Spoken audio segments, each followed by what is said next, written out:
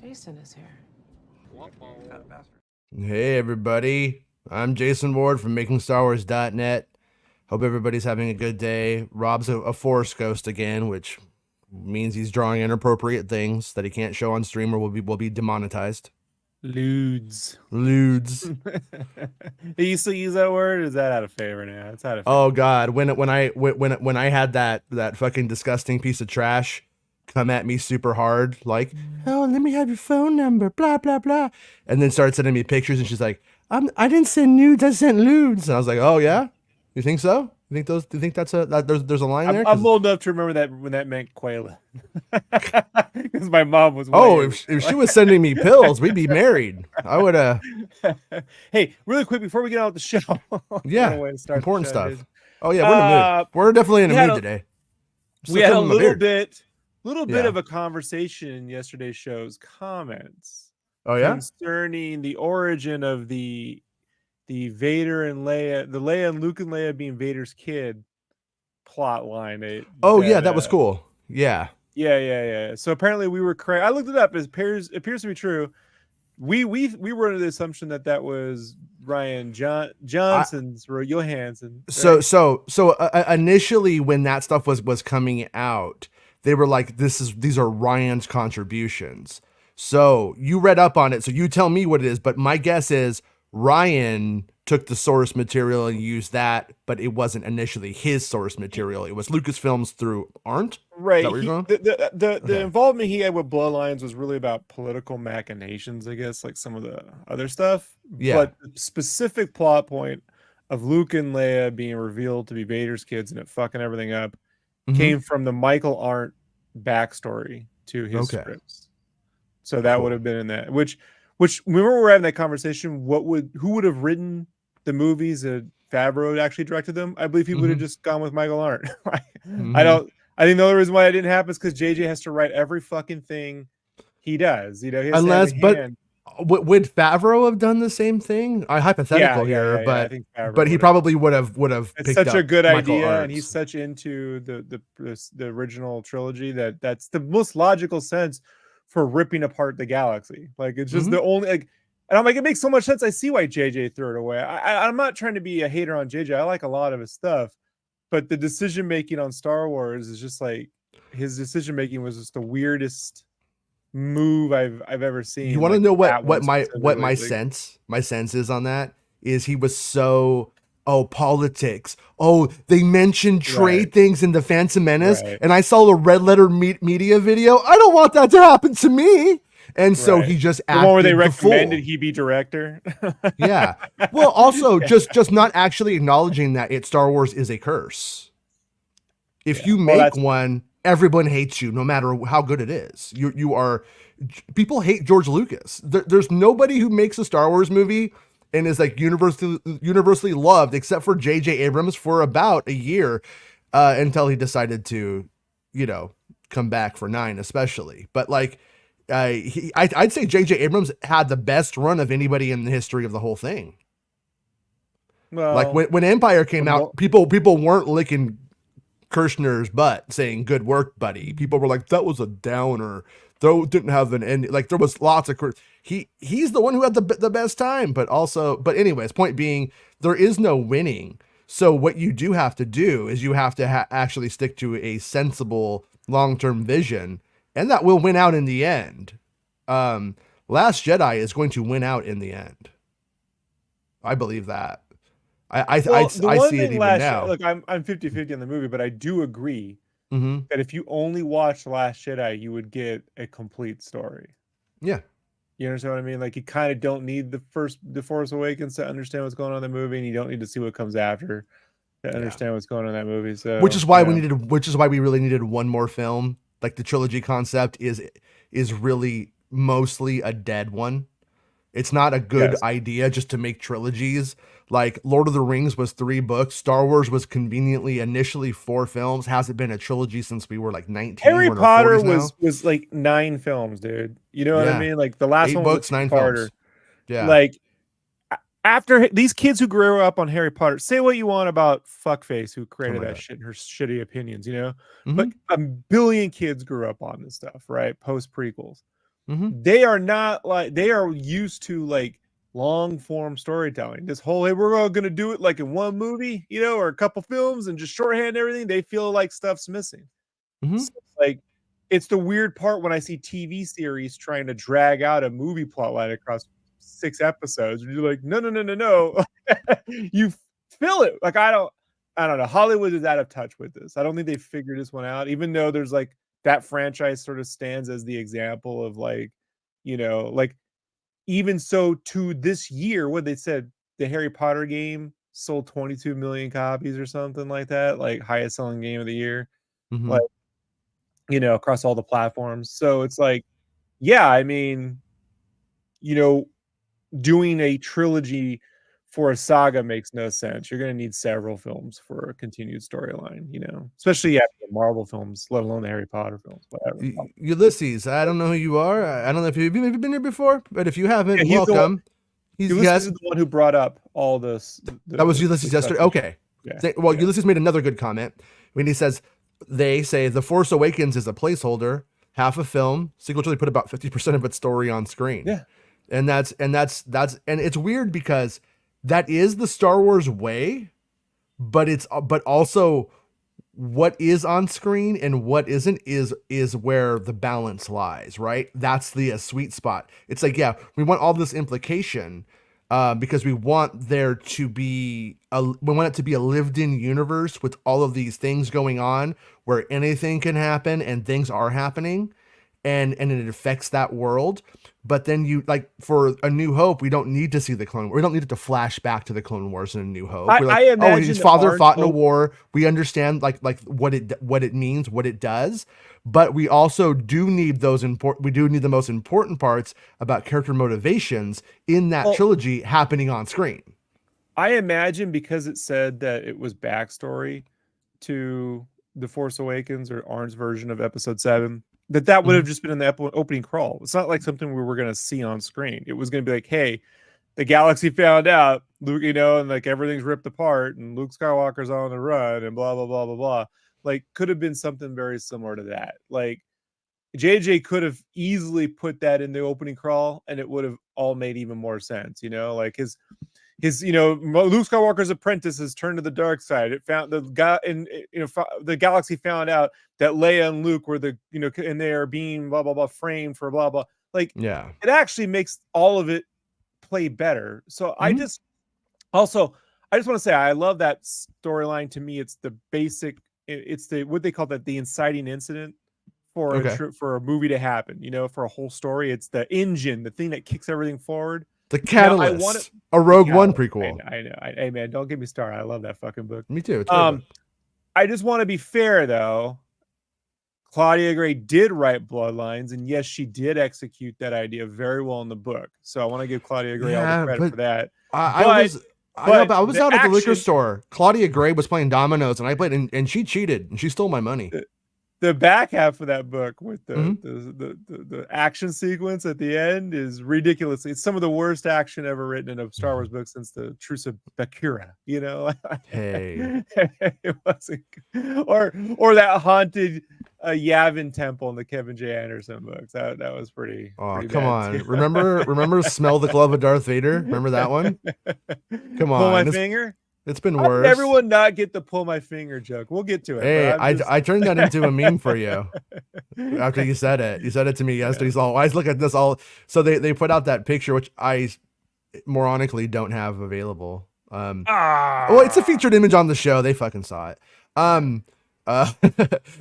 Basically, yeah. Dave Filoni yesterday comes out and he puts out the picture of it looks like Sabine and Ahsoka standing on the father's finger from the end of Ahsoka that Balin was standing on. It's like he's just fucking with me personally. He's like, I know Rob's gonna. I want to contextualize something because there was a couple of things going on around Reddit yesterday, and there was somebody that was essentially like, who cares what he has to say? He said Ahsoka wasn't greenlit.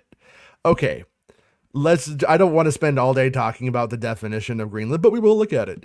But wait. I love these shows where we talk about greenlit. Well, hey, if you don't fight me on it, we won't talk about it very long. But if you want to redefine it, we could go all day. No, here's the thing. Okay, look, Dave Filoni, Executive Vice President, Chief Creative Officer.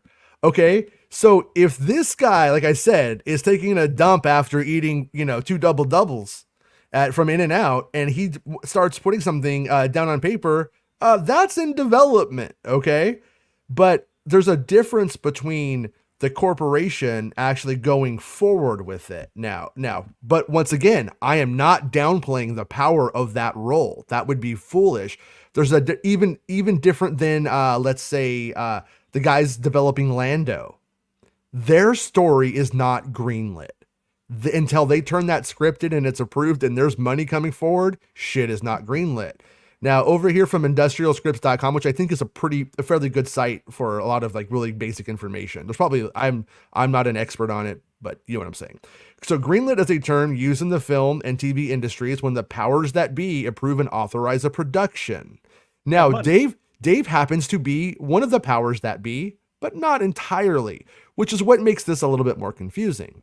If a pitch succeeds, a film receives a green light, meaning someone offers financial backing. This is typically a major film studio, film council, which is more of the Lucasfilm style when you get down to it, or independent investor.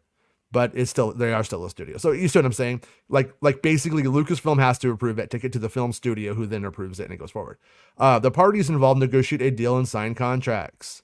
So he's already signed in. He's a permanent employee. Once all parties have met and the deal has been set, the film may move into pre-production and principal photography period.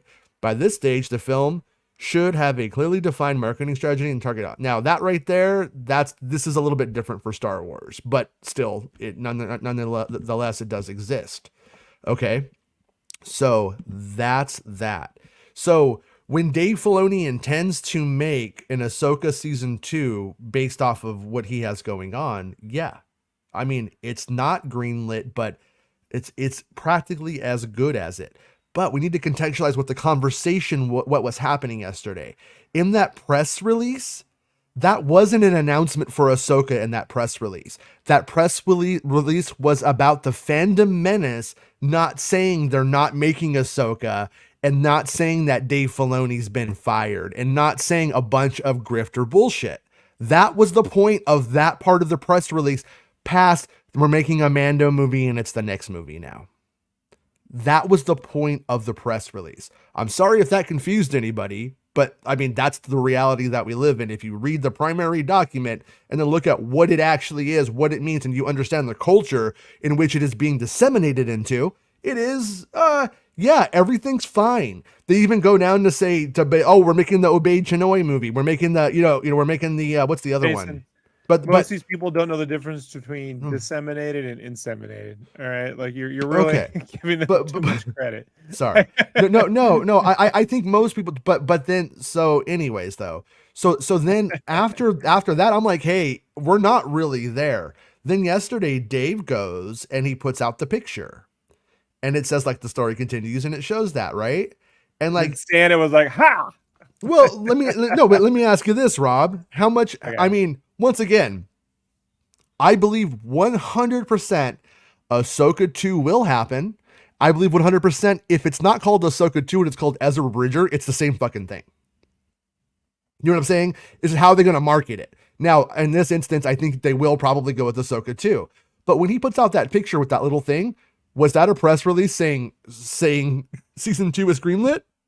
In your opinion? Or is that just like, yeah, this is our intention right now? Because Lucasfilm is fucking balls to the wall lined with intentions.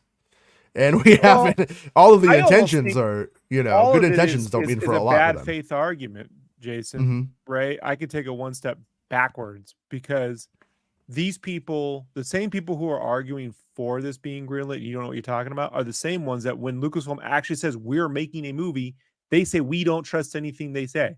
Yeah. We don't believe this movie will actually get made. They will have this same conversation in the same conversation. Like that's that you get what I'm saying? Like they don't care whether Ahsoka 2 is coming out. They're just trying to play contrarianism gotcha games because they want something to come out.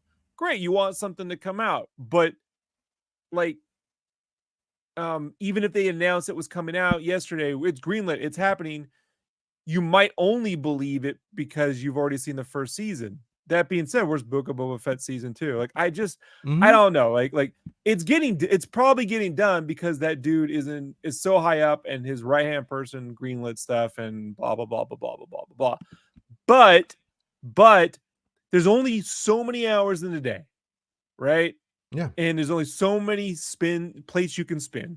And if Dave Filoni had to choose between doing a second season of Ahsoka or doing his own film, which one would Dave Filoni do? Which one would he do? Yeah.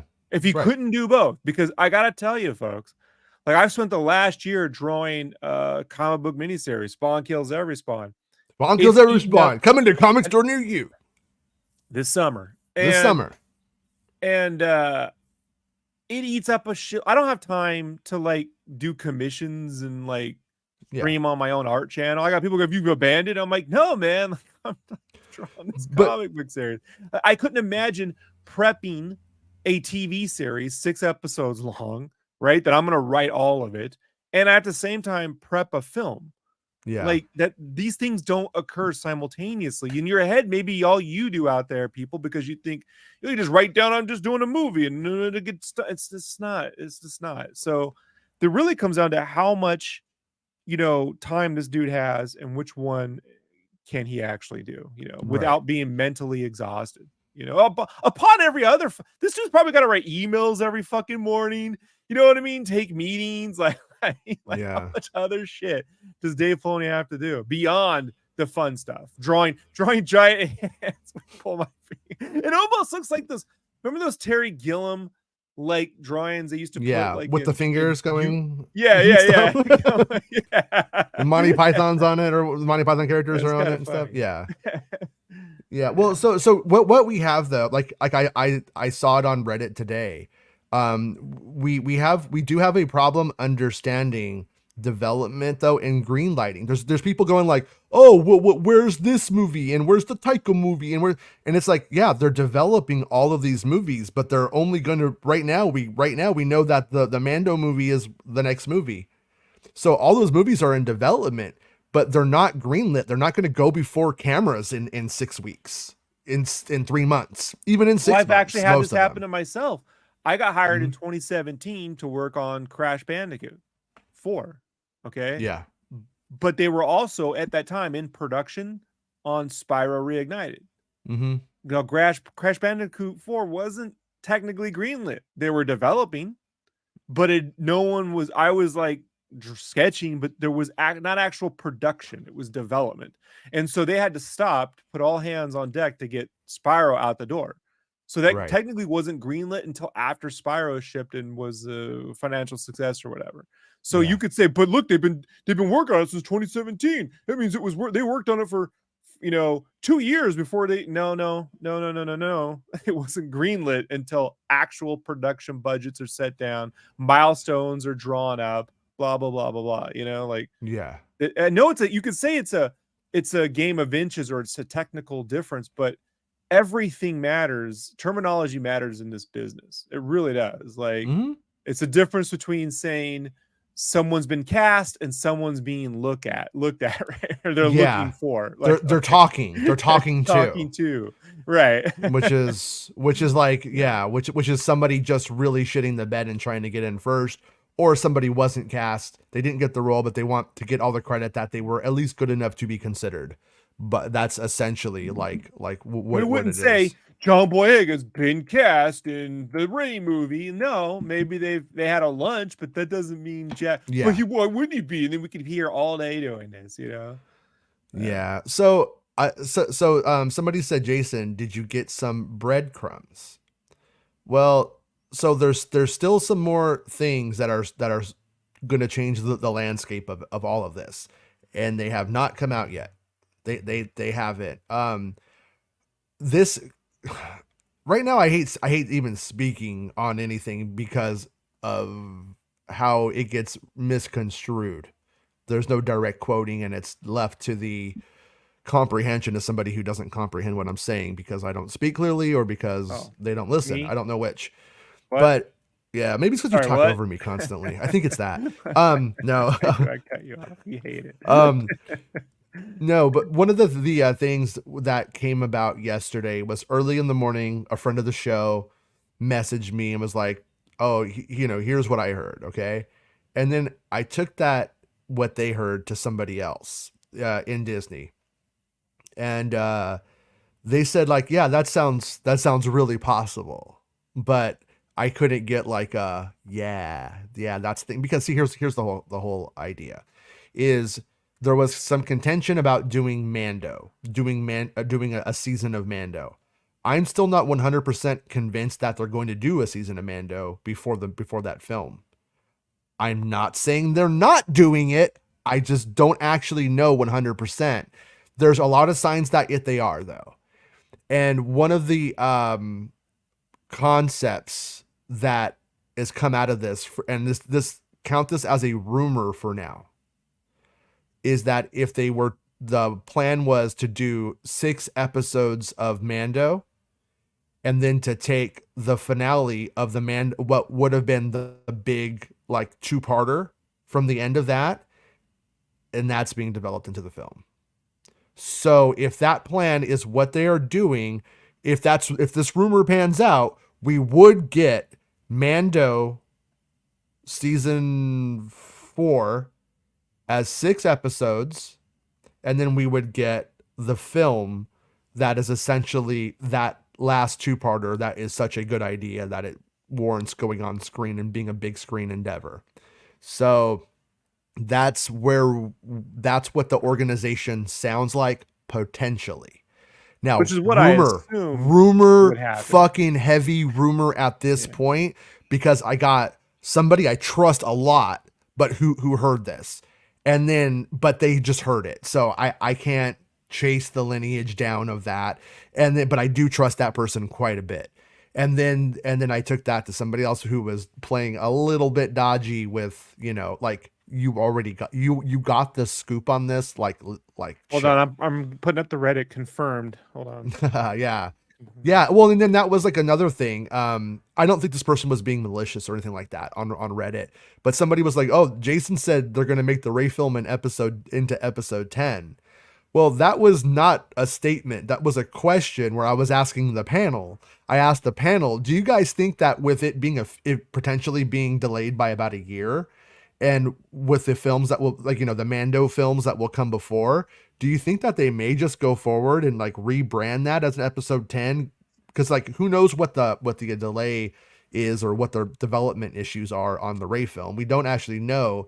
But one thing that we can kind of pick apart from it is you have Stephen Knight coming in to fix a script that makes an 80-year-old or a geriatric Rey into our Rey that we know, the Daisy Ridley Rey. With that right there, I don't know if that's 2 weeks of punch-ups. Geriatric? Yeah, Rayatric. Is that? You're Rayatric. Rayatric? Yeah, you're Rayatric. What?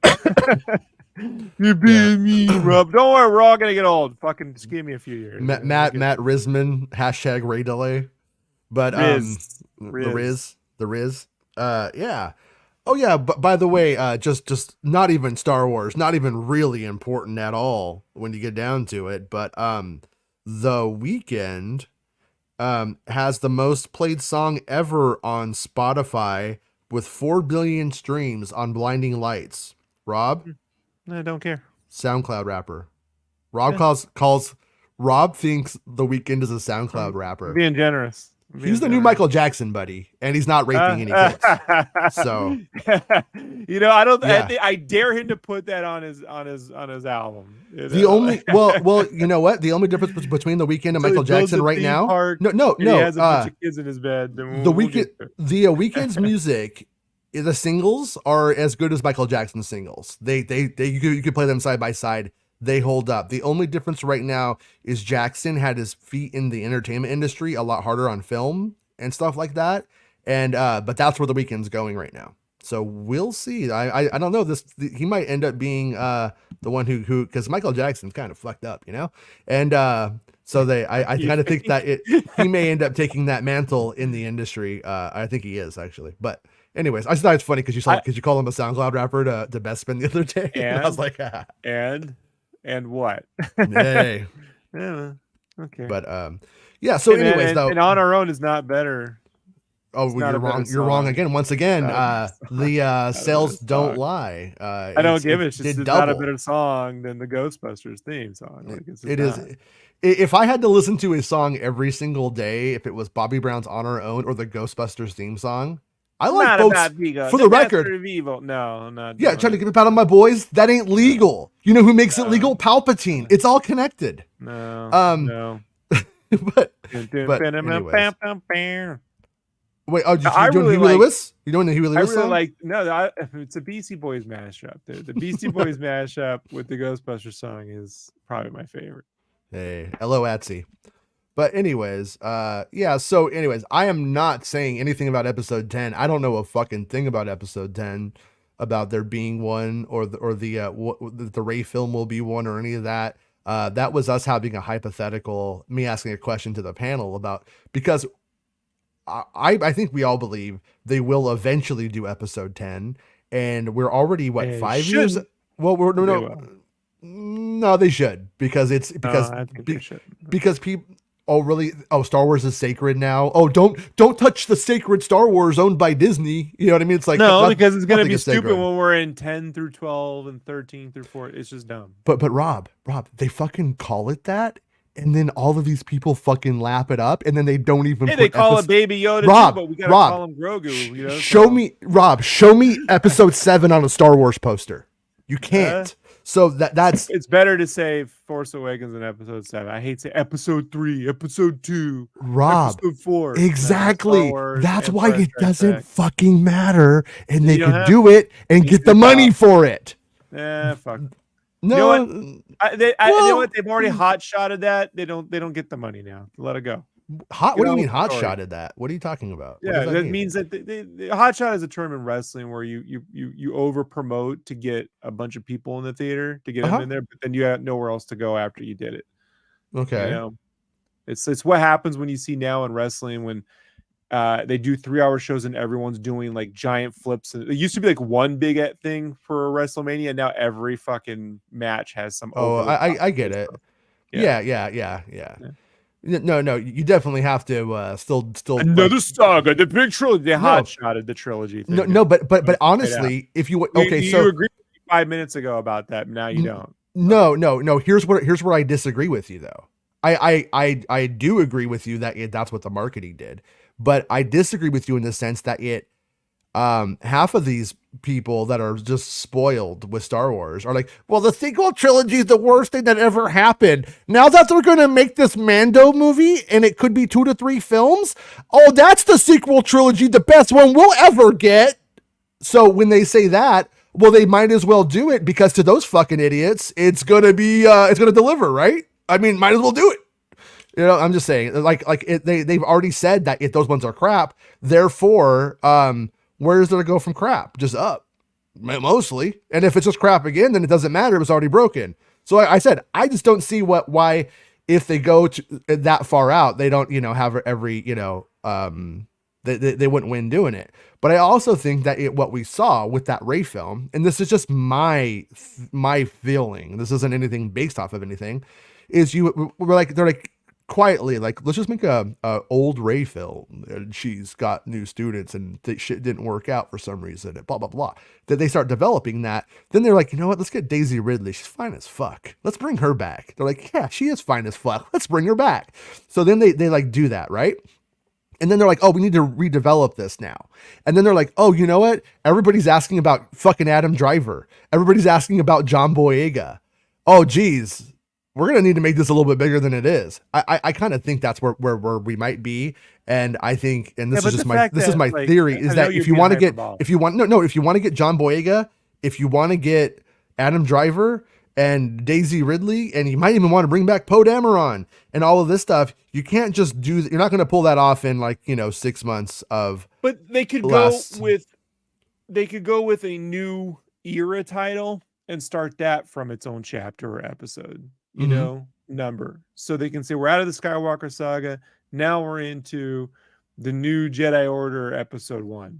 You know what I mean? Blah, blah, blah. And make it so it's connected. That way you give people some numerology to follow that storyline in the way that Mando has its own chapters, right? It's the same concept. But then they like tried to do that with the High Republic, and then all you do is shit on it because you don't like one thing you know of it. Because you don't like because you don't like one thing you know of it. And that's a cover of a book. It's a cover of and the comics and all of it. I don't like any of it. It has, but once again, it has nothing to do. But that's but I grew up. You're proving my point. Having to go to Bible stores, and you're proving my point, Rob. That's why they're afraid. That's why they don't know what to do. I agree with you, but that's why we are where we are. We can't act one way and then be mad when the way that we act as a group, as a collective, makes them react to it. So the thing that and I know you're being hyperbolic, but I think I'm not. I'm dead serious right now. When you go and you do a test run of a High Republic era thing to try to set up a new era of books, films, and comics, and then people who don't read it look at the covers and then judge the whole fucking thing. So I don't want a High Republic. I don't like that. Yeah, well, Star Wars lives and dies on its visuals, and if they aren't fucking aware of that, they earn everything. Not true, or there wouldn't be 350 books. Yeah, just saying. Because Santa reads them all on his fucking channel. I sit there and I sit through it every freaking week. It's my favorite part of his show. So the thing I was saying about hyperbolic, though, Jason, wasn't the High Republic. I give two shits less. It's that they go, hey, let's get Rey in here and it'll be a cameo. And then they realize people will ask about the other characters. Like, no shit. No shit people ask. It's like saying, hey, we'll have Luke as a cameo.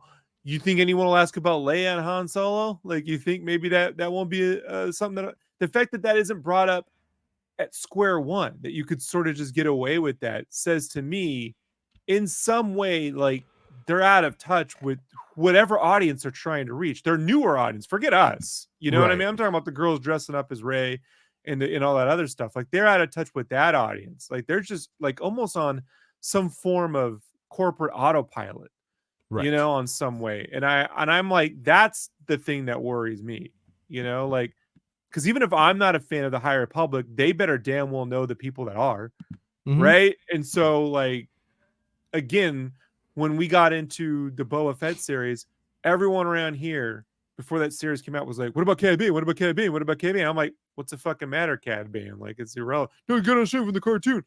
Well, it mattered to people about Cad Bane to the point when he just showed up and sort of disappeared or got killed in like what episode. No. It's considered. Many. I think it's considered a highlight now. I think because everybody realized, oh, he's not at the dead. Time it wasn't. Remember, they were mad, Jason. Half of these died. He gets killed in one episode. Half of the Star Wars fan base can't comprehend a fucking conversation, let alone a TV show. I'm just saying. Well, I'm aware of that. Yeah, it's frustrating. Well, I only talk to you and Bespin about Star Wars, and sometimes Santa and Mick. Now, Jonesy says this. He goes, because he's been up here for like 8 years. He goes, you guys are hyped for Mando filming shit. Remember that the film will be responsible for the wrap-up of earlier storylines. Mando works best on small screen. Gonna sell some merch, some mugs, or something. And here's the thing. The procedural idea of Mando, where he just goes on a bounty thing, right? Maybe there's a big bad, does work as a TV show. And we got about a season of that, and then they abandoned that quickly and went into a fucking storyline mode. When it comes to some big storyline mode, like the restoration of Mandalore, all that other shit, that would work better in a 2-hour format versus a 6-hour format. Like, like it just didn't work very well dragged across 6 episodes. The procedural format worked better as a TV series. So since they're already trying to do a movie-like thing, but without the budget, and they're dragging it out across 8 episodes, they're better off making that stuff smaller. It's just a way of reframing, Jones. It's not whether one works better, whether he's capable of being in a film or in a TV series. The question is what they're trying to do with one or the other. You know, that's my bigger issue. What are the limitations of a? See, this is the other thing that I think that we overlook a lot as fans is that we go into a Disney Plus series, thinking it's a Star Wars movie, and then we're like, oh, why isn't this a Star Wars movie? 3 out of 10. You know what I mean? Like there is that kind of attitude about it. And the just the fact of the matter is, like, yeah, we don't like the battle in the season at the end of season 3 of Mando was pretty good for Disney Plus. But if that was a film, it would have been so much more gratifying, so much better to watch, and it would have the action would just be elevated incredibly. So that's where I'm like, okay, we're gonna get we should theoretically get some better visual effects, but bigger sequences in terms of the action and stuff like that we're not gonna get on TV. So like that's what it should deliver. Now, if it doesn't do that, then ouch, you know. But I have a question for the chat, because I've only had like 1 or 2 people that I've noticed, anyways, like tweet at me like, oh, fucking, this is a bad idea. I already had this on Disney Plus. Nobody's going to care, and it's going to kill Star Wars, blah, blah, blah. So hit 1 in the chat if you are down for this Mando movie and are excited for it. Like, yes, if this is the way, if that's what you think. And then 2, if you're just like, I don't care or whatever, you know, about it. Let me know. I want to get like what the consensus is, because my feeling was the consensus was strong, was that people were like, oh yeah, this is what we want now. This is better. But, you know, I mean, it's, I personally think it is the right call. I think it's the thing that shows Star Wars grew into something. A television show on Disney, it says a television show on Disney Plus can be so important and powerful that it will go to the big screen and spawn a series of films. I think that is important for the brand health, the live action brand's health. I think it says when a Disney Plus series comes out, I should pay attention to this, because this does matter. This isn't just like the novels Rob was making fun of a little while ago. This is actually something more important. Yeah, I made fun of the courtship of Princess Leia 30 years ago too. So let's not pretend I'm just picking on one current series. You know what I mean? Like there's some bullshit to spread across. Oh no, Rob. I personally think that about 95% of all of the Star Wars books are completely not worth remembering. They're Prince Shizor. Shizor, have some respect. Hey. But it's like, you know, it's yeah, I mean, I'm not a fan of them. I don't like the expanded universe. I mostly think it was a waste of my fucking time. I could have read better books instead when I was reading the ones I did read. But at the same time, people enjoy them. If the people who do, but enjoy yourself, but just fucking leave me alone about how much you fucking love it. Yeah. Like, what about your fucking, yeah, it's so dumb. I used to be a dick. I used to go, Yu Vong Song, Ray Don Chong. Yu Vong Song, Ray Don. It's a big fan of Ray Don Chong. Her career got shafted. Yeah. Arya's like, if Gideon is alive again, I won't even watch the movie. Find another villain. And it's like, I personally kind of think he is going to be alive and he shouldn't be. But if they go the clone route, if they do in the end, like in the end, they could just say, no, you killed one of the clones, and the real one wasn't even the real one. That was just one of the clones. That's where I think they would take it. But I got to say, the Chicken Man from Breaking Bad is not Tamura Morrison. So I hope they know that. You know, like a young Tamura Morrison's a great fit to be a clone army, but a Chicken Man army? I don't know about a Chicken Man army. I'm not a big fan of a Chicken Man army, you know. And Cascadian says, Rob is making a great point. Go big or go home. And thank you for being a channel member, and everybody who is like Jonesy, who's a channel member. I appreciate the support. It's one of the best ways to support the show beyond Patreon. It means a lot. So thank you guys. But yeah, but I mean, this Mando movie concept, like I said, it should be bigger. If they do just take Disney Plus and put it onto the big screen, I think everybody should. Oh, that's bullshit. They should send them a big fucking, instead of this with little Ahsoka on it, it should be this with Mando and Grogu on the top, back at them. That, yeah, that would be. That's not where they should be saving money. Yeah, you know, they should be saving money on not greenlighting $200 million Geppetto straight to DVD films on Disney Plus. You know, they should not be spending $200 million to somehow wipe out some live action dwarves they mistakenly cast in a stupid Snow White movie, and then replace them with even creepier CGI dwarves from the Robert Zemeckis lab of fucking Zemeckis lab of CGI, you know, and that movie, that Snow White, the Seven Not Dwarves movie, is actually like a fucking Robin Hood story, if what they say is true. Like they made it Robin Hood, but people voted. Vote now. But Yancey gave it a 1. Cascading gave it a 1, which means they're excited for it. Skywalker's voted a bunch. He voted 11. He kept voting. So it looks like right now, I've said from the beginning, the real push for me would have been, you know, that season 2 of Mando film kind of thing, where Luke shows up at the end to save them, kind of idea. Not on a ship in a low budget way. You know, that's kind of what I would have pushed for to be in the film after that first season did well. If you were going to tell a continued storyline, you know, they could have told a storyline that also, like in season 2, the last 2 episodes were a movie, you know, and that they could have done this years and years ago. But look, they're getting around to it now, and I still think there's enough goodwill amongst the average person, you know, that when they see the trailer, here's what's going to happen. This is pretty good response for just saying, do you want to see something? Because as we've experienced on this own show, Jason, when you explain art to people, it doesn't get the best response. People don't have the vision. They just don't. You have to show them a trailer. You have to show them something for them to actually get behind. If I described you Grand Theft Auto 6, it's not the same as seeing the trailer for Grand Theft Auto 6, is it? Exactly.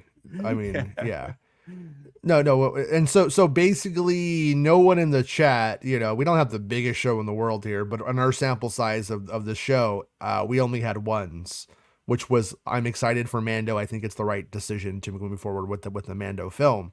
And these people like Mortis, so, you know, it's pretty good. Hey, I like Mortis.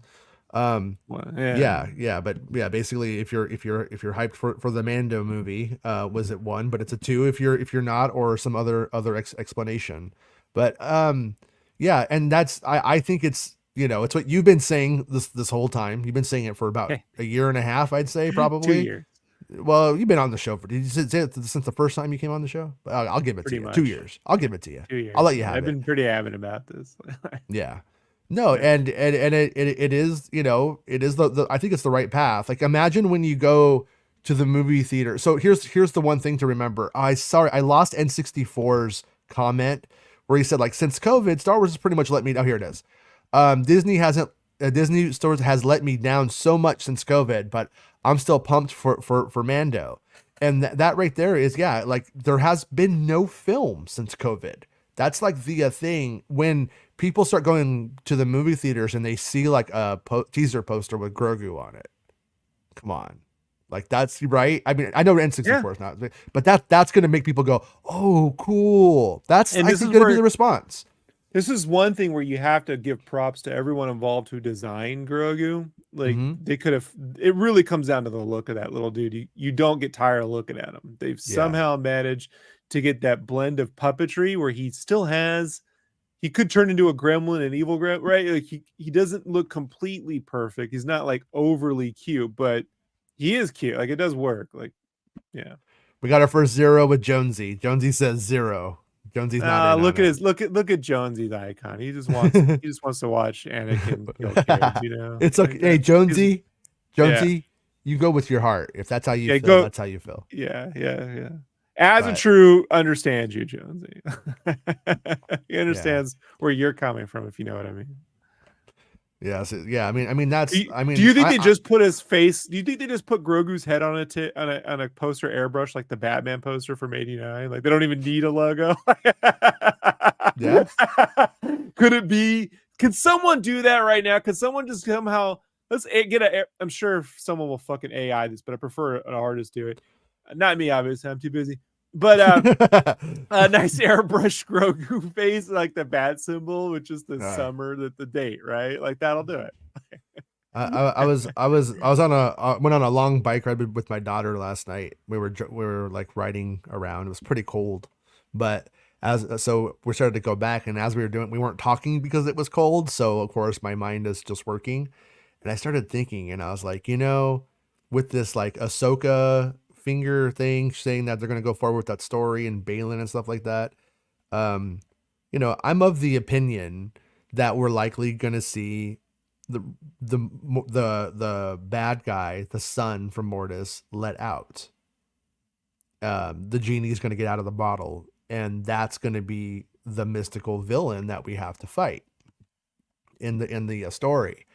And when I think about these 2 Mando movies, possibly a third, I keep thinking we're going to have Grogu have to recommit, because when you have Ahsoka, Ezra Bridger, and Luke Skywalker, and Sabine, and they're trying to fight this if it goes this way, this like Force God, the sun.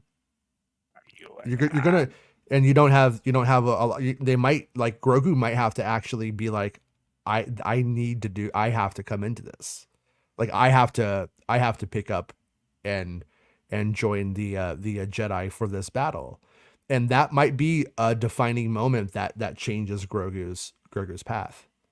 It could happen. I'm not saying, obviously it's just speculation on my part, and it's speculation on my part that the son's even going to be the villain. But it does seem to be, that's, when I see a giant finger, where do you take it? The Mortis guy, the Mortis God there, where does this go? And we know that from the original Mortis stuff, this is all backstory stuff by Dave Filoni and George Lucas, so it's going to inform the backstory of this stuff. It just is. And so with that in mind, I think that's kind of a scenario we could see. Shogun asks, do y'all think they knew Grogu would work because Gizmo did back in the 60s and 80s? Thank you for the super chat, Shogun. I always appreciate your support, bud. I think Favreau probably knew, and Filoni knew. Everyone else, no one really knows how something's going to work, Yeah. I'll say this, though. Gizmo's a much better name than Grogu. Like, although Grogu hit bigger heights than Gizmo ever did, like in terms of mass popular. Grogu, without the merchandise, hit almost like that Cabbage Patch Doll craze height when people were fiending for merch, right? Mm-hmm. During COVID, during the pandemic, like the big pandemic era. People wanted the merch and couldn't get it. I almost wish wish we could go back and just make his name Gizmo, because it would have. I mean, to me, I feel like it's exactly the same. I mean, I got pictures of me in a Gizmo t-shirt at Brett's 5-6 years old, probably. The only thing was, Gremlins just fell off so hard. Like it was really, when they made they Gremlins, came and went. I mean, it came and went. By the time Gremlins 2 came out, no one cared. It's not the same thing. Well, I would say the big thing that happened too was with the rise of VHS video came all of the knockoffs of Gremlins that were horrible and rad. Some were rad, like Critters 1 and 2 are pretty cool.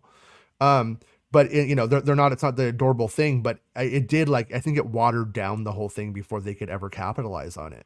And, or something like that, probably, but, obviously in this instance right here, we never got like a movie called Gizmo, and we're apparently going to get a movie we think is called The Mandalorian and Grogu. And, I've never been a fan of the name Grogu. I didn't think it was the best name that they could come up with for that character, but I was also always conceded the fact that it will be rammed into the pop culture zeitgeist to such a degree that it becomes common sense that that's his name and it won't be weird. And this movie is going to be the thing that probably stops Baby Yoda being, I think it's going to separate the men from the boys, the real fans from the fake fans at some point in the nerdiest, stupid way. Doesn't matter what it because it just sounds better. I'll say this: if they were going to keep the Y name, Jason, I really felt they should have gone with YOLO.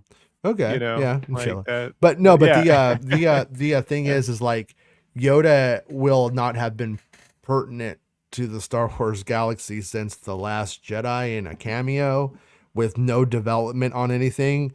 Like a whole generation of Star Wars but everyone kids knows, but people know who my Yoda kids is without even seeing Star Wars.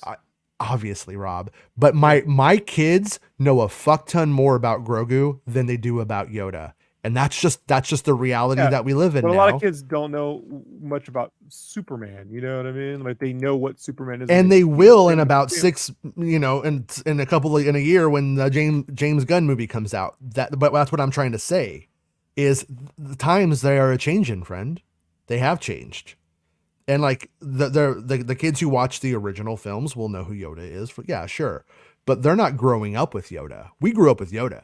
When Yoda appears in the Acolyte for 3 seasons, then they will. So maybe, yeah, maybe if that will. But that's coming. But once again, that's their young Luke moment for the Acolyte is young Yoda. Right? Okay, Rob, put it into context. Already has greenlit. Baby Grogu is more popular than green. Okay, but listen, Baby Grogu is probably more popular than Yoda. For the last 5 since it's 2019. That's why I said they should be making this movie and not the Yoda movie 100%. But that's also why they're going to their next move is to make a younger Yoda in the Acolyte series, and then you'll get a young Yoda on the big screen. But he's not. No, he's not. He's the same Yoda. They're gonna make him younger though. They aren't. Lucas already did this. He made him jump around. He'll be jumping Rob, more. fucking hell, dude. Dude, you're fighting a fight you've already fucking lost because they've already written about Yoda. Like he's the same fucker. He's gonna be buff and shit in this fucking thing. I can't wait. Yeah, he's gonna be like Snyder. Can't wait. They were gonna make Yoda. When they were originally pivoting to that idea, it was going to be a lot earlier. It was going to be like Yoda is about 400 years. That's what I had originally heard. They were looking at 400 years before. Then by the time all was said and done, eventually appear in the Acolyte and save everyone in that Luke Skywalker like moment, jump around, do all that. Rob, the whole Jedi Council is in fucking Acolyte. Yes, Yoda's going to be in fucking it's going to be like getting a young Maverick back. You know what I mean? Like you'll see. Yeah, I don't know about that, but my point is that Yoda was rarely ever a hero, except for in one film that you like called Attack of the Clones. Grogu is. He's gonna in the history of Star Wars, when all is said and done, Yoda is going to be second rung to Grogu. Yeah, because he's cuter. 100%. Grogu's cuter. But Yoda has a better name, so I guess Yoda wins. You know. No, that's my point. Is I don't think people are going to call him Baby Yoda in 10 years. I don't. Oh, you mean when the kids grow up and stuff? Who knows, dude? Who knows what kids will do? Because my kids aren't calling him Baby Yoda anymore, and that's not because I correct them. Yeah, but your kids are smarter than most kids. Like I've played with them in Fortnite, but that's where we are. They can play without communicating. Most of these kids they can't do that.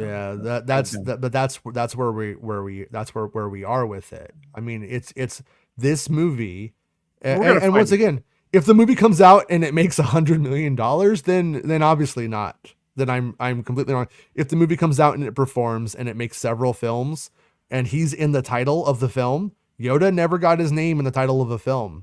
All of Yoda's stuff is almost all from the Empire Strikes Back popularity of that initial run. Like I remember being a kid though and wanting the Yoda toy, the Yoda Kenner figure. You couldn't fucking find him. He was sold out all the time. He was the hardest figure for me to get. Not true, Jason. Actually, episode 6 was originally going to be called The Secret of Minch, but John Bluth. I mean, we had him down at the ranch, and he got all fucking clever. Just took it from me. So. Yeah. Royal Fino says, "I'm still flabbergasted. Maz Kanata hasn't shown up in any prequel content. Why is she so old? If not to retcon her into prequels, shocked she wasn't in Solo." You know, I was the same. I was like, you know what? We have this old mentor character who knows Han Solo and he's young. Like, why wouldn't you do it? Well, as I understand the problem with Maz Kanata in that way is that they have Lupita Nyong'o. It's once again, like, I'm glad Lupita, I think she did a great job. I think it was good casting on her, but you get like Lupita's, I don't want to say she's fallen off, but for a lot of that time she was rising. And they always get these people fucking rising, and then they can't, like, it's not really like a feasible thing. It would be like, oh, we're really casting like someone who might be an A-lister in this role. I think that hurts it. That's just my opinion. That's not, I don't have like anything, based off of that, to go like, oh, that's what happened. But yeah, it is really weird. And I would say Solo probably had to do with the fact that episode 9 wasn't completed yet. So you didn't know what they were going to do with Maz. So you couldn't go and start developing the character in there and then have it, have her say something. Then, oh, now we can't do that in episode 9. So my opinion with Star Wars, if you ever have things parallel going on in tandem, they won't talk to each other. It's too fucking hard. They just can't do it. It's just impossible for them. But now here we are where we're years out and I think Maz Kanata is likely going to be in that Rey movie. It makes sense. I mean, that's like the natural trajectory of all of these characters. I want to see Maz and Pele Moto get together when they're younger and just talk about fucking weird things. Maz likes Wookiees. No, she likes Wookiees and Pele likes Jawas. Like they just have really weird tastes. I want to see that. Right. Yeah, but I mean, like Maz Kanata is, like I said, like Rey. So there was a thing with Daisy Ridley, and they were asking her like about like Chewbacca and BB-8, and she doesn't come out and say like yeah, but she's like, come on, like yeah. So it's like when you get down to it, like Chewbacca is likely to be in the Rey film, BB-8 is going to be in the Rey film, and we will likely, I think, see Maz Kanata as well. I think she's there if they wanted to develop it, because the whole thing with all of these characters are, oh, she rejected the doctrine of the Jedi. She didn't want anything to do with where they were taking things. She went her own way. She has the intuition. She's essentially a wise being because of her age, but also has access to the Force. Excuse me. So with all of that, like, yeah, why would you just go, well, never mind? Actually, because she had unprotected sex with Yoda once, and then he slipped her the Force. You know what I mean? She contracted it. Can you respect your Jedi Master, Chewbacca Bangder? Huh. Anyways.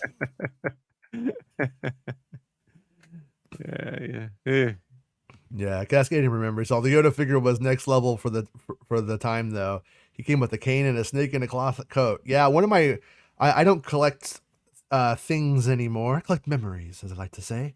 But when I used to collect vintage Kenner figures, was one of my favorite variant focuses was like orange snake Yoda, brown snake Yoda, green snake Yoda. Oh, look at and all of the different like paint jobs that would come with it. And I had one from Mexico and like stuff like that, like the Lily Letty Yoda and stuff. I was a big fan of that stuff. I'm probably gonna go after some of those Ghostbusters little cute ones I sent you with Slimer and the Stay Puff. Oh yeah, those are cool. I'm probably gonna chase after some of those. Yeah, I'm with you. I was telling Rob, I was like, I'm not gonna buy any of that Ghostbuster stuff till I see the movie, and I know I like the movie. But he was like, oh, this stuff kind of like is evergreen. It looks good whether it's from a good movie or not. I was like, yeah, it is kind of like they are good designs. It is fun. Yeah, I don't. Those designs aren't in the movie. Those are their own things. So. Yeah. So you're telling me Slimer won't eat pizza in the movie? Stay Puff face where he's all super happy, like it's so funny. He's got marshmallow armor, and I'm like, put that in Fortnite. A Stay Puff man with little marshmallow armor, dude. Even if it was just a Boshi fight, it would be sick. Like if the ghost house appeared, and you can go in there and fight the marshmallow man, and fucking man. They moved Ghostbusters up by a week. I thought that might be going that way. Remember when we were looking at the at the poster at the big standee with the Ecto 1 and Slimer on it? We were looking at that, like, and you're like, oh, that's a good standee. Yeah. It's like a good like photo opportunity standee for the theaters. It didn't have the date on it, and I was like, it has a firm release date. Like it's on things. Like, why isn't it there? And I was like, okay, there we go. That's why it wasn't on there. Makes sense. Right. But Royal Phoenix says that's why I think Dawn of the Jedi and the Rey movie are going to have little to no connection to each other. So Kathleen Kennedy said something like, oh, they will have a connection. Like, right? She said that. And I think it's going to be overhyped if both of those movies happen, especially the conversation around that will be actually like overhyped. Like I said, that's why I'm subscribing to, I'm only going to give Josh Outred credit on this one time for opening the conversation. So Josh was the first person who gave me the idea. I'm stealing it from him forever now. Josh, you've been ripped off. No, but I call it the witch Rob. hunt. The like, it's not legal to be a Jedi. You're not allowed to be. It's not a good idea to go around showing your force powers, kind of thing. Because when you look at what works in Star Wars, for the most part, being a person with the power and it's secret, and you're being hunted for being one. That's the story we grew up loving. It wasn't, oh, all the Jedi are united. I'm not saying that's a bad idea either, but like, we'll see how the Acolyte goes. I think it's going to be good in a superhero-y kind of way, potentially. It's why it works great for the X-Men versus this. In the past few years, X-Men have had this like planet where they're ruling everything. I'm like, that's never going to fly with the public, folks. It doesn't work that way. Who's different for the comics? It's great science fiction, and it won't work for the public. It's not a good engine. It's just fucking dumb. You end up in the. It's literally you end up in the what's that? The fucking stupid show they made, the Marvel show, the Immortals, the not Eternals, the fucking other one, the one with the dude Black Bolt, those guys. Okay, I don't know what you're talking about. You sound crazy. Yeah, I told you it's so dumb. I can't remember the stupid fucking name, but that where they live on the moon and they're a superior race and shit. Like, this is the same fucking storyline. As somebody who wants as a humans, Christian Harloff super fan that you are, I feel like you bring him up every day on the show. He talks about something important in Star Wars and you don't bring it up, Rob. What the fuck? Oh, what do you talk about? I don't watch this show. I'm just like, Skywalker's Academy says Sam Witwer. I like it when he's on with Joy and okay, I don't care about that. Skywalker's Academy says Sam Witwer is in the Dave Filoni film, was mentioned between Christian and Katie today on something that was recorded months ago. I don't watch. Okay, so I didn't see that, but once again, two things about that though is that the first thing is Sam Witwer. He's in all of the stuff. He's one of the preferred. He's in the voice acting family that Dave Filoni likes. He's a homie of Dave Filoni. Like, when I was like I said, with that story where I hear Dave talking about Ahsoka stuff at Bob's Big Boy, he's talking to Sam Witwer at that time. They are friends. Like, they will eat Bob's Big Boy together. So Sam's going to be chili spaghetti, or do you think they go? That's what I got. Yeah. And I get it all over my face, and I look at people like, give me the fucking scoops, motherfucker. Can you imagine if we get to have dinner with Filoni one day, we're at Bob's Big Boy, we're all eating chili spaghetti, we're all just eating it, we all look at one another full of spaghetti, we go, it's good. Yep. It's fucking good, bro. Good. But no, so anyways though, but there's like two things to take away from that. Yeah, Witwer's gonna be in it. Of course he's gonna be in it in some way. But the other thing is who does Witwer actually, what is one of Witwer's most important characters? The Star Killer. No, I'm fucking around. After the Star Killer would be the son from Mortis.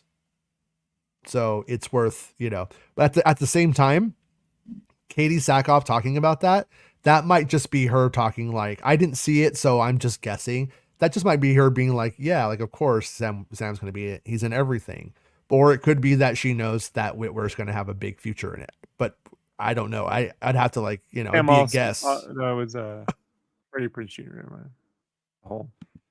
The whole Filoni directed Rogue One thing. That's never mind. I was getting mixed up. Yeah. Random question: did Tross tell us that Palpatine was actually an ancient guy who had jumped from body to body for a long time? Tross is so confusing. And it's so fucking impossible.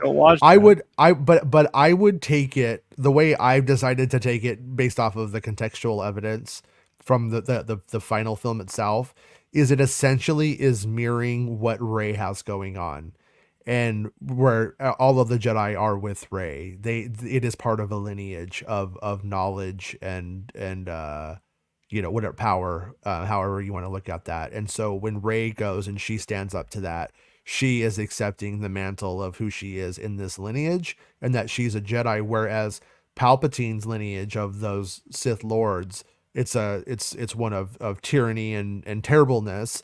And so that's really, when you get down to it, what's going on there. And I think Palpatine, in that weird state, was manipulating Kylo Ren and pretending to be his grandfather, because his grandfather was clearly dead.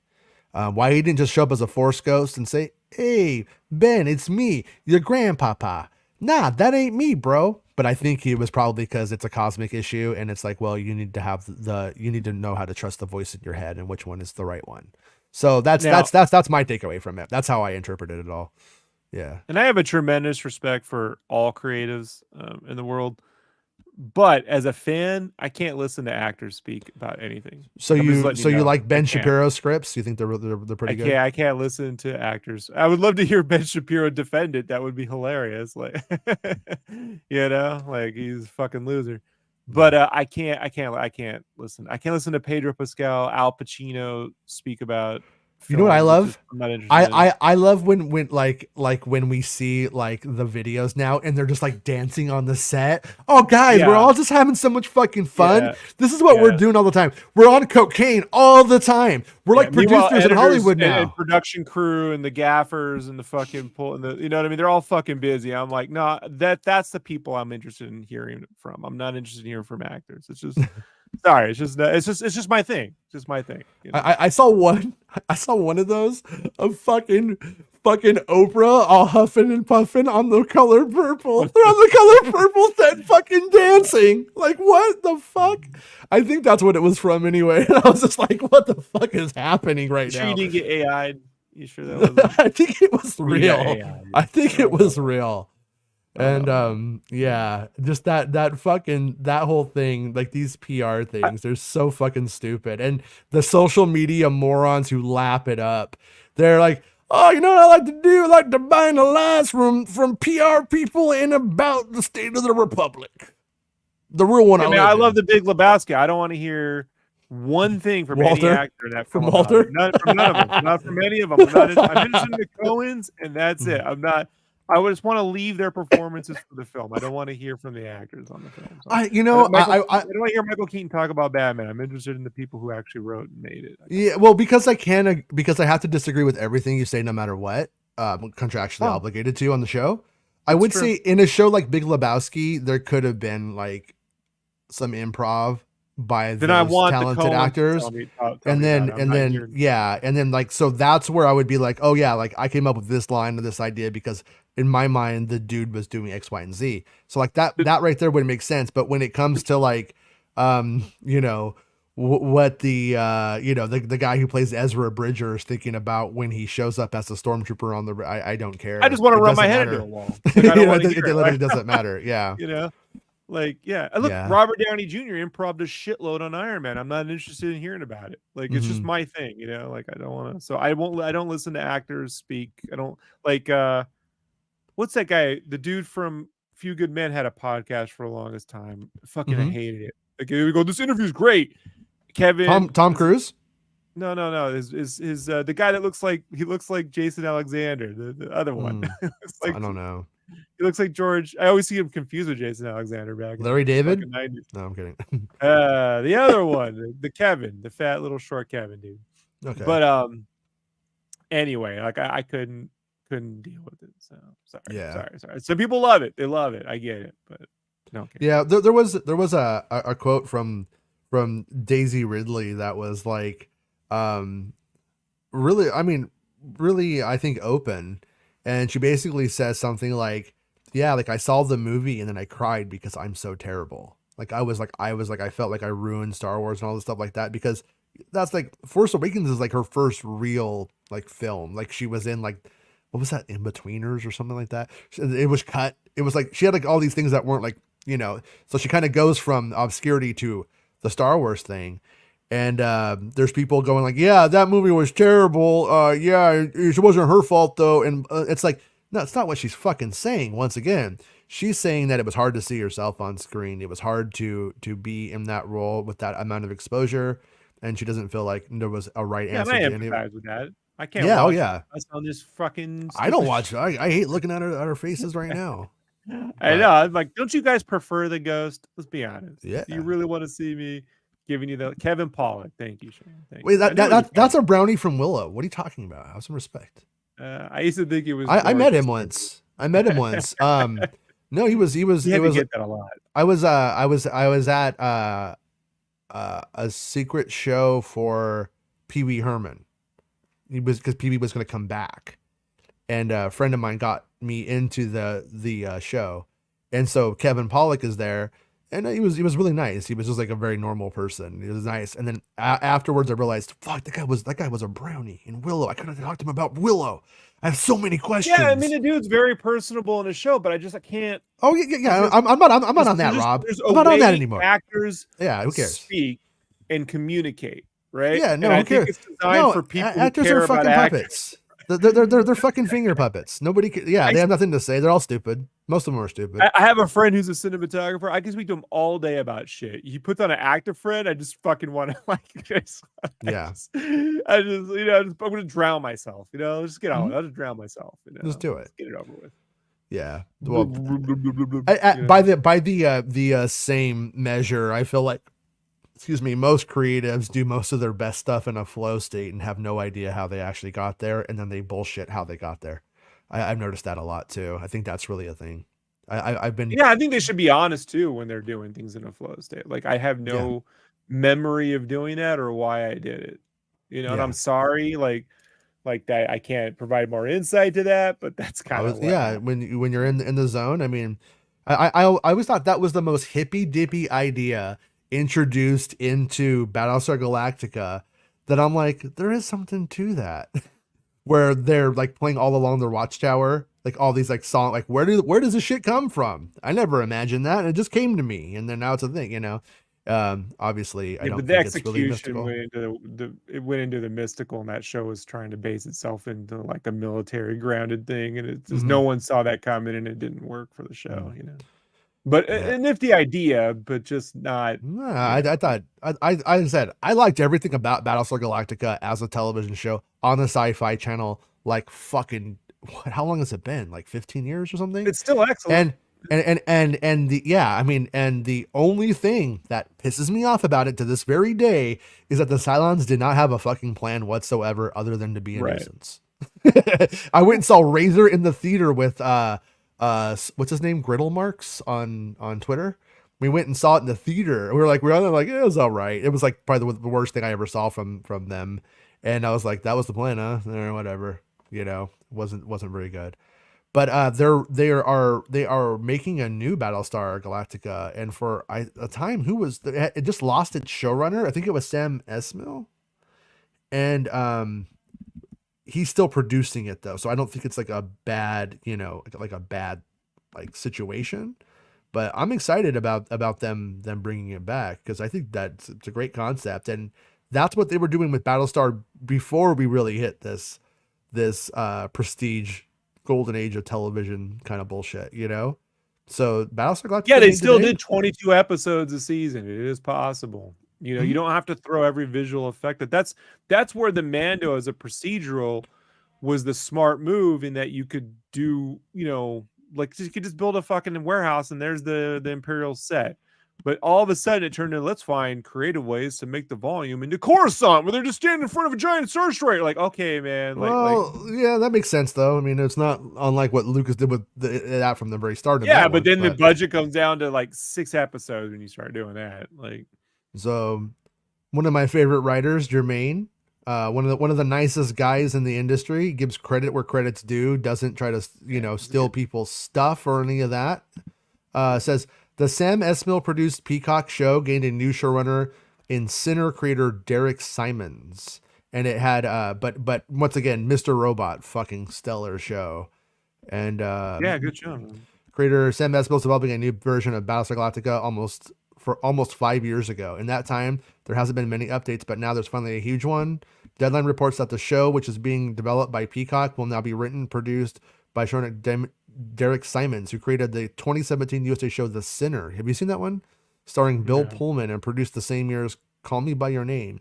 He's taking over for Michael Leslie, who announced the project in May 2020. So anyways, could be Bill cool. Pullman's my least favorite part of Spaceballs, just so you know.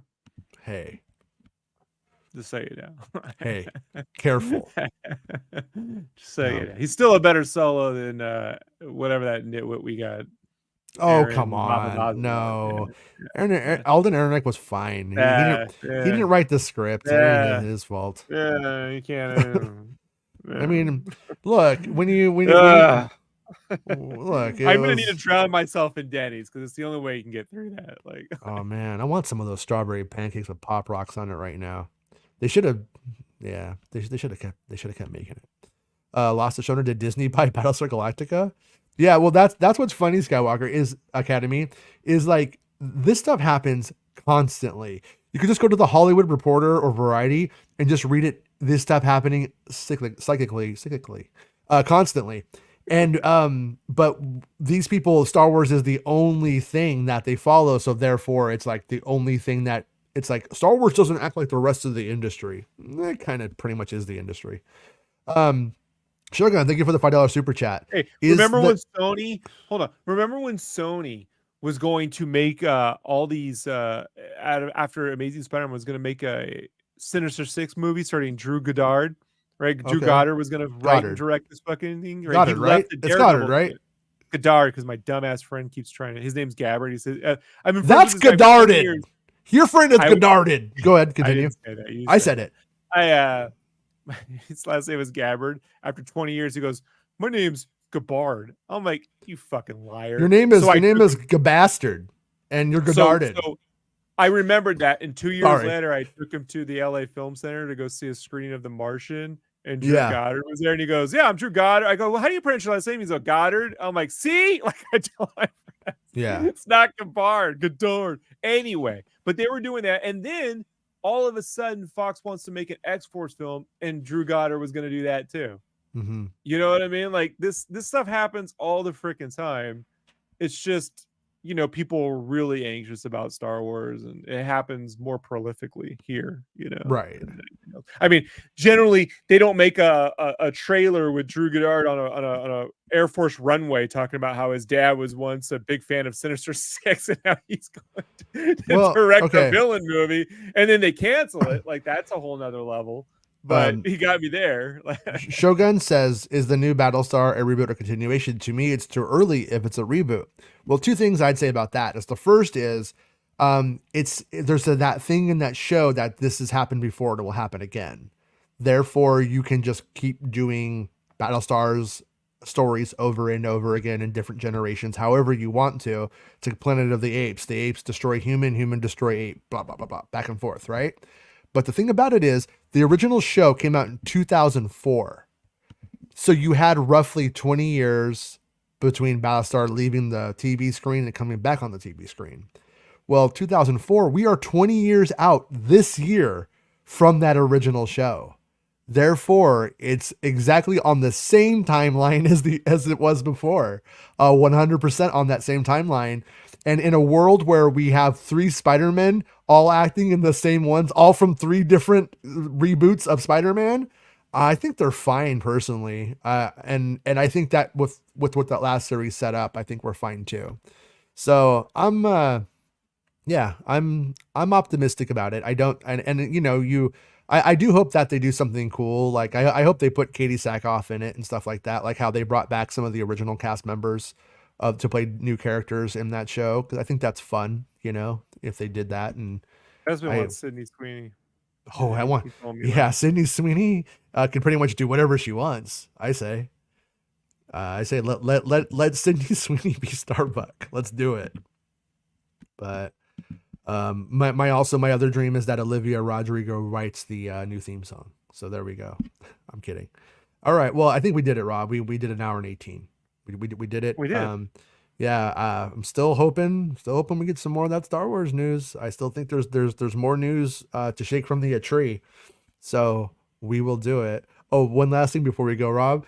I was reading, and they're not wrong. Somebody on Reddit is all like, yeah, since the strikes, the Making Star Wars show's really fallen off. It's like, well, yeah, there's nothing to talk about. We're just fucking like grabbing at straw, like, oh, what can we do? Are they saying in content or in quality? Because I think I don't know, but I mean, better, right? but I was also like to myself, to my own little self suck, was there was only one good scoop to get during all of the strike, and I got it.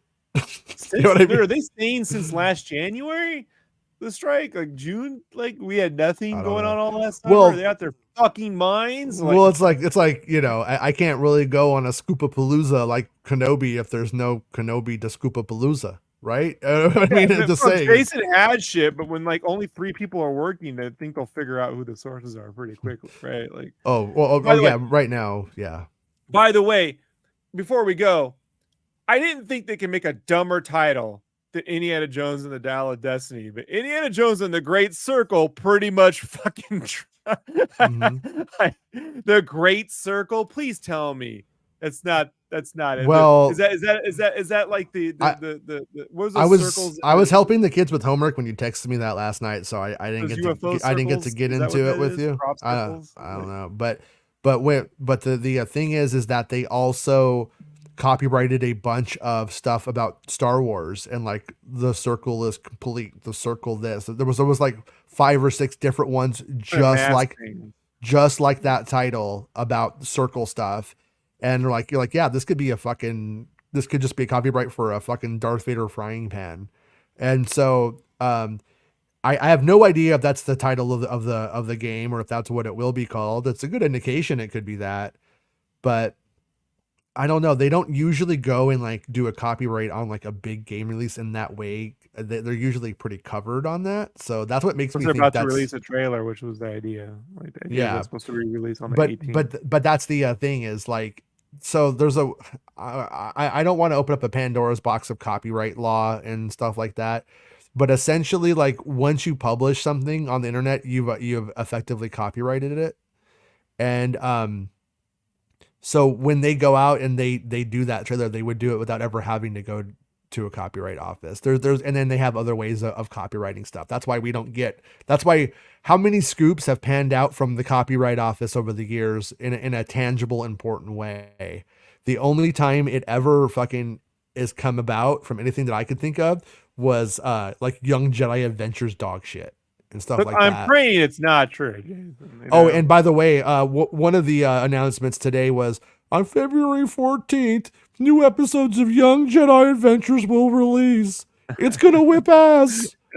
I saw this one fucking bootlegger, this fucking wannabe scooper come out and go, this whips ass. Somebody was sending me shit about that. I was like, please stop sending it to me.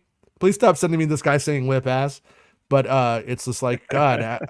But I mean, I would say that short whip ass. Oh yeah, he gobbled down that Disney cock on that one. Oh, you know what I mean? He loves it. He's like, "Oh, give it to me." I'm like, Admiral Akbar for this shit. Off since the strike, you got no scoops, you got no nothing. You literally came on after the strike and said the Mando movie was happening. You know what I mean? Or it was an option during the strike. Yeah, during the strike. If the strike continues, is where we're going, guys. You literally fucking. Yeah. They don't watch the show. Or like I said, I mean, like I said, there was only really one thing to get. I got it. So yeah, it turned out. Yeah, you got the one thing that they're doing. Yeah. Well, and like Bespin, like knows so much about their plans for what they might do at any given moment. But he can't share it with these people because if he does, and then when the plans change because they haven't been released and they're like tentative, then they can't comprehend it. They're like, oh, just making stuff up or whatever, and it's like just not worth it. And but yeah, that's the whole thing. To Umberto years ago when he reported on the Planet Hulk movie. Yeah, and that couldn't happen because of the Universal deal, but elements of that ended up in Ragnarok later, right? Oh, okay. But it took like 4 years for that to happen or something. But if he had to eat that, people were harassing him for years over it. You know, it's just like, yeah, that's what happens when you're so early in that development. It wasn't greenlit, folks. It was being developed, and so like, yeah. Well, I'll tell you this: that Mando movie is developing like Cindy Sweetie, perfectly. Things are going well. Jay, you yeah. What? I mean, she's amazing. Who would? Yeah. Anyways. Yeah. Oh, hey. I hope it films in Vancouver. Let me tell you, please film it in Vancouver. That'd be so good for me. But yeah. I think. I mean, right now, my guess is it's going to film in Southern California.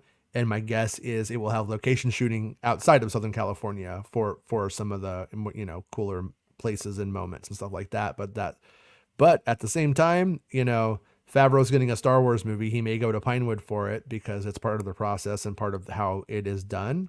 That said, I think if Favreau has his way, he won't be doing that. That's my read on the situation from crew members and such. So we'll see. But anyways, we're gonna get out of here. I want to do a show tomorrow. Tomorrow's Friday. I think we'll round out the week with a show. That's the plan, anyways. Maybe we won't do another show for him. Well, I mean, I think I might do Star Wars Santa shows tomorrow. If Santa does a show tomorrow, I'll be on the Star Wars Santa show in the morning. But if Santa doesn't do a show tomorrow, then I'll definitely do a show here at the same time. Challenge Santa. So whichever.